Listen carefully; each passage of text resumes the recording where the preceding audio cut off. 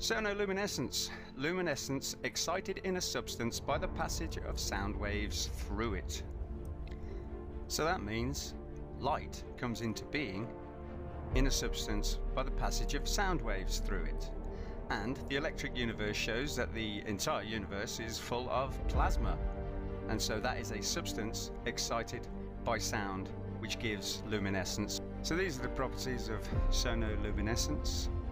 But basically, it's showing that the electric universe is basically being created by sound waves that obviously we cannot hear. It is the sound of energy movement which gives off light and sound. And so when we come back to God's words, we find out that his words are electrically, scientifically correct, and that God spoke light into the universe. Let there be light, and there was light. So God's words of energy reverberated through matter and produced light, because energy, electrical energy, which is what the universe contains, is what God is. God is alive, God is energy, God is electricity, living electricity, which is why we are all electric beings. The life and light in men's eyes is electrical. You turn off our electricity and we die. Again, the more the electric universe is proven, the more God is proven, because God is electrical, which is why they try to lie to you about gravity and fusion nonsense, because it's nonsense. The universe is electrical, attraction and repulsion, to move matter. It's how we move, electrical impulses to move things. Seed pods, suns on strings, and lights in water. They all prove the universe is electrical, and it travels in a Berkeley current. And when two opposing fields meet, two opposing fingers rotate in the same direction, both clockwise, you will get an Ouroboros torus sphere, which when collapsed and reanimated gives off light. The forcing of sound through a liquid will create a cavity, which is where the word cavitation comes from.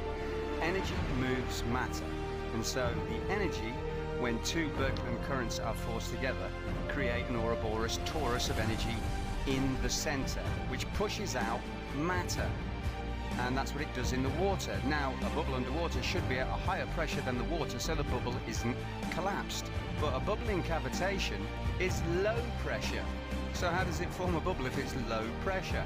It's because energy is pushing out the matter. It's got nothing to do with the matter. Energy moves matter, so energy creates a cavitation space. And when it collapses, the energy that is holding the bubble out collapses into a star and gives off light, because the vibration of the bubble is condensed and compressed, so the frequency becomes higher, and the energy vibrates what little matter it has pushed out due to the low pressure, so there's not a lot in there. It's on strings pushing it out into an Ouroboros torus. So when that energy collapses, it vibrates through the low pressure matter, which means not a lot, and so gives off a lot of light. And you look into the center, and in the center see a glowing blue-purple light, which could be seen with the unaided eye. It looked like a star in the heavens.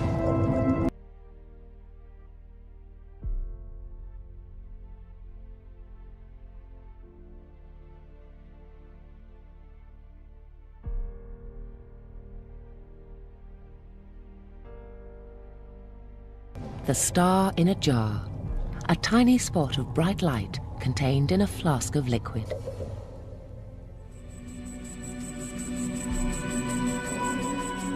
This star in a jar is made when a sound wave is passed through a small bubble inside a flask of liquid. And this sound wave makes the bubble do something remarkable. First it expands, then it collapses. And this collapse happens so violently that vapor molecules trapped inside the bubble slam together and heat up so much that the bubble gives off an incredible burst of heat and light, several thousand times a second. giving the appearance of a star.